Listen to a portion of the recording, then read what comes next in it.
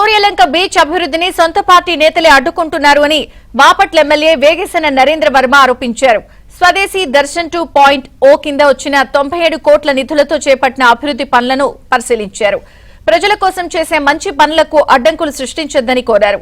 సూర్యలంకలో జరుగుతున్న విషయాల గురించి టూరిజం శాఖకు లేఖ రాస్తామన్నారు. సూర్యలంక అభివృద్ధికి సహకరించాలని కోరారు.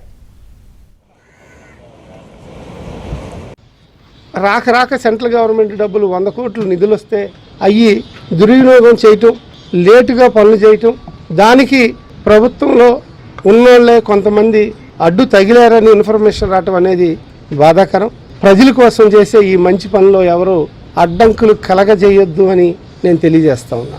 దీని మీద మరలా చెబుతున్నా, టూరిజం డెవలప్మెంట్ కార్పొరేషన్ వాళ్ళకి నేను లెటర్లు నా ద్వారా ఇక్కడ ఉన్న విషయాలని తెలియజేస్తూ లెటర్ రాస్తా.